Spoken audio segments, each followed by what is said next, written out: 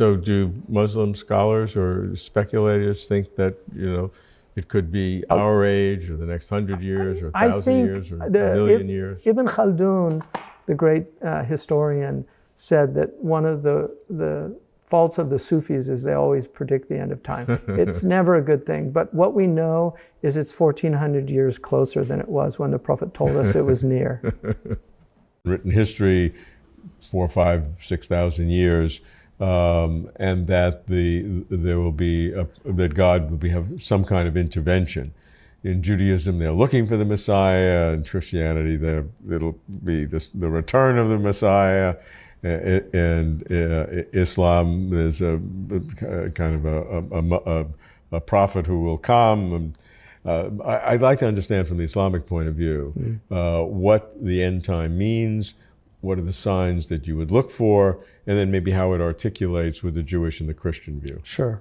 Bismillah. So the end times is, first of all, very much part of Islam. In one of the most famous traditions of the Prophet, peace be upon him, he talked about, he was asked by Gabriel, what is Islam? And he gave him the 5 pillars, and he asked him, what is Iman, faith? And he gave him the 6 articles of faith.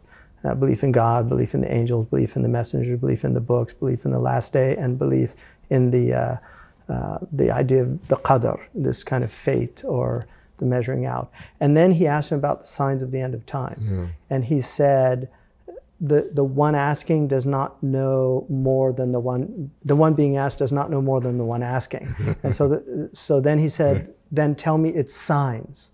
So he gave the signs, and in our tradition, there's the lesser signs, and then there's the greater signs.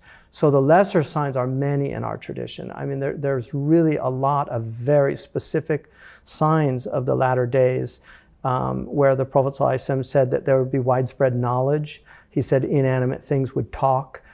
He said that you would find men being satisfied with men and women being satisfied with women would be very widespread. He said that people would spend their time with musical instruments on their heads, which nobody understood at the time. He said that people would have, on their sides, they would have things that would tell them what their family was doing at home. He said that people would travel between the cloud and back to the earth. Many, many signs. He said that metal would speak, nataq al-hadid. I mean, it's very interesting signs. He said that the skyscrapers would, that there would appear buildings that would reach the mountain tops. He said that the destitute Arabs would compete in vying to build bigger and bigger buildings. He literally said destitute goat herders amongst the Arabs would compete to building higher buildings. He also said that there would be wars like the Christian tradition, wars and rumors of wars. He said that people would speak and their lie would reach the horizon instantaneously. So many, many signs that he told us about. But then there's these great signs. Certainly all the smaller ones, one could say, as you've described them, they're already here today. Yeah, they're already here.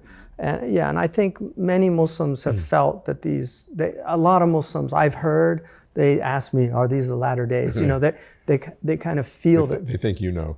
They think I know. I don't know, but they do feel like are these the latter days? And it's a legitimate question to ask. Seems like it is a legitimate question. In the end, the Muslims believe so. These major signs, we believe in this antichristic world leader that comes called the Masih ad-Dajjal. We also believe in the second coming of Jesus, who we believe is the Messiah that the Jewish community missed, and that he will come at the end of time. So you believe that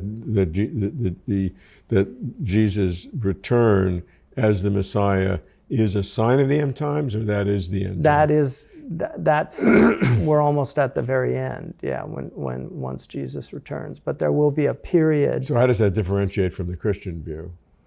Well, the Christians see Jesus as part of the Godhead. Right, sure. So, there is a sophisticated Catholic and Orthodox tradition of the dual nature. There are some Christians that believe in the monophysite nature. I think a lot of evangelicals seem to believe that Jesus is God. So they believe that he's coming back as God.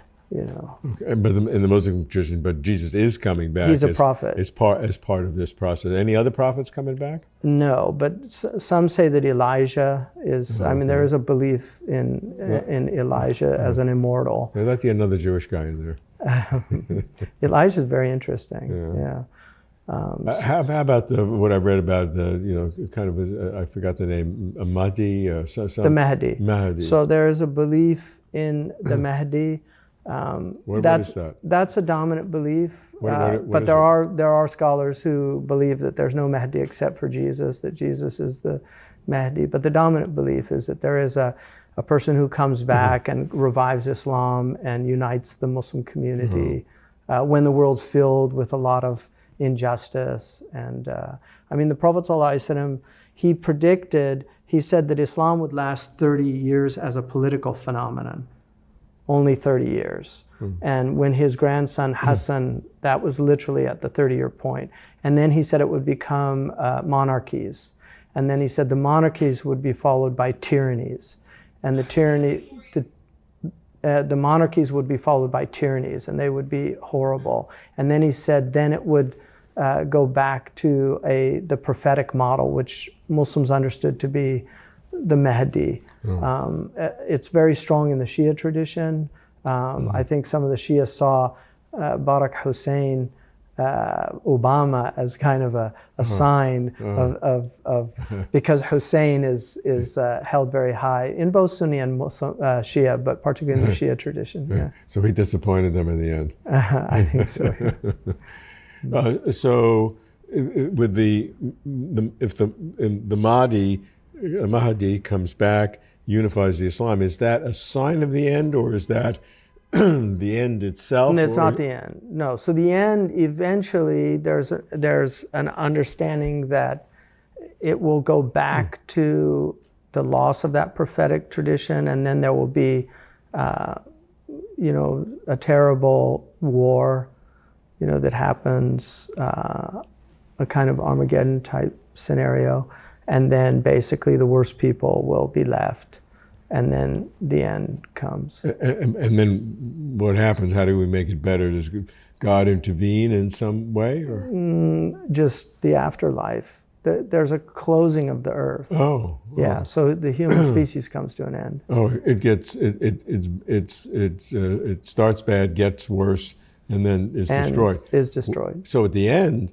Is very different than the Christian and the Jewish tradition, which has God coming back. When Jesus comes back, then he takes over the earth and reforms the earth and makes peace to go out from Jerusalem. Well, there is a period like that, but it's followed. It's followed because in the Christian tradition, that is the end, and therefore that's a new beginning, and that's the permanent, the new heaven and the new earth. Here. Yeah, we don't believe that. But you said that. No, we move to another dimension. So you would have that as a kind of a false hope. Yeah. If that happens, so other people are thinking it's the ultimate, but you're thinking that. Well, I think there's a lot of. As there's a certain iteration of Christianity that is looking forward to the end times. Oh, sure. We're not. Sure. We're not. Like Muslims don't, like in the Jewish tradition, you should avoid bringing near the end times. Yeah. The Muslims have the same idea. You don't want to be a sign of the end of time. Right. Yeah, you want to be a zaddik, we call it siddiq.